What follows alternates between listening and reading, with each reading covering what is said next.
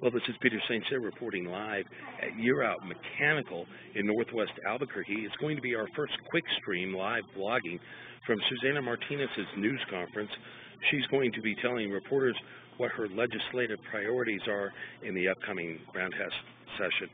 Now here's Susana Martinez.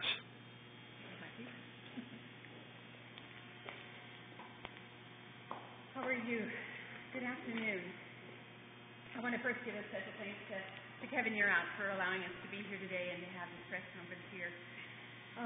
As you know, tomorrow the New Mexico 2011 legislative session begins. And during these 60 days, the largest challenge facing the legislators is to close the gap between what state government spends and what state government brings in. Unfortunately, last year, when the budget deficit wasn't near as bad as it is projected to be now, the response from many lawmakers was to raise taxes. They tried to impose a food tax that would have increased the burden on New Mexico families, but another tax that did pass was the increase of the gross receipts tax. And that always affects small business. So now that we're starting down with the new session with a $450 million deficit, some legislators are going to once again start talking about raising taxes in order to fix that deficit. The reason I know this is because the session hasn't even started yet, and already we have pre-filed bills that will be increasing taxes.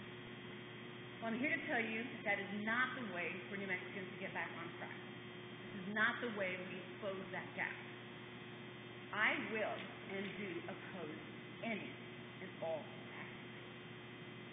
What these legislators fail to recognize is that long-term job creation in New Mexico is the key to economic recovery.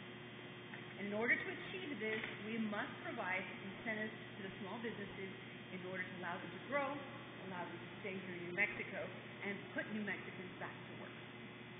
So instead of digging deeper into the pockets of New Mexico families and small businesses, what we have to do is revisit how the state spends money. And I am determined to make sure to make the proper cuts, because we are not undertaxed. State government overspends.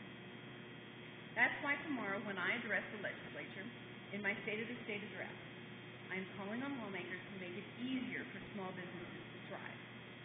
I will also repeat what I said when I unveiled my budget recommendation, that to balance our budget, now more than ever before, we must hold the line against tax increases and resist the temptation to raise the state's permanent fund. I'm proud that the budget I proposed last week does not contain a single tax increase. Neither does it recommend dipping into or borrowing against our kids' future, education costs. My administration will not continue to kick the can down the road. We're going to fix this problem permanently. And by taking this approach, New Mexico will be on the path toward long-term recovery. And we will be more resilient when future storms hit. But this idea won't be popular with everyone. Special interest groups in Santa Fe are already saying that we can't balance the budget without raising taxes and that there isn't any more to cut from state government. They say it's impossible to do more with less.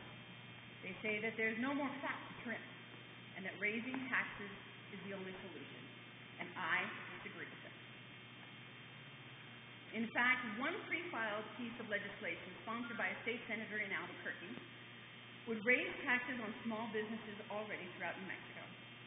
Well, we are asking small businesses and families to do more with less, and so what we are going to do is make sure the state bureaucracy does the very same thing. State government has to do more with less. Recently, I made a trip to Santa Teresa, where I met with the folks from Union Pacific Railroad. Union Pacific Railroad is a company which was committed to building, or has committed to building, a state-of-the-art rail facility in southern New Mexico. It is also committed to relocating some of its operations from Texas to New Mexico.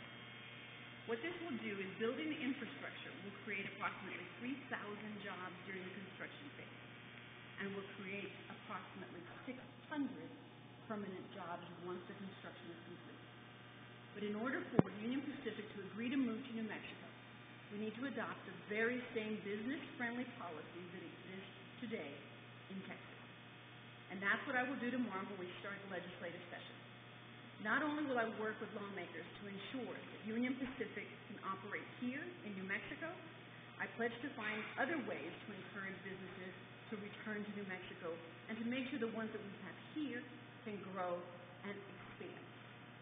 So that state government returns to sound economic principles is extremely important. We have to cut the waste. We have to do this so that companies like the Year Out cannot go out of business, so that they continue to offer jobs to New Mexico families. That's how we recover economically. People today who are not working need to get back to work. That's how we recover economically. And I also want to make sure that New Mexicans have good paying jobs, so we stop exporting our children who graduate from high school here. In order to get a good paying job, they have to leave our state. I want our kids to stay here. I want to make sure they have good jobs. I want to make sure that the jobs we lost to other business-friendly states come back to New Mexico, because we are just as competitive and just as inviting. So I stand for questions. Can you talk about some of the incentives that you just talked about you would like to see for small businesses, and then talk about, even if those get passed, how they can possibly help shore up the budget issues that we're facing right now? Well, right now what we're trying to do is we're closing that gap of the deficit without raising taxes at all, without changing the tax structure in any way where we're raising taxes on families or small businesses. The way we're balancing the budget is we're cutting costs.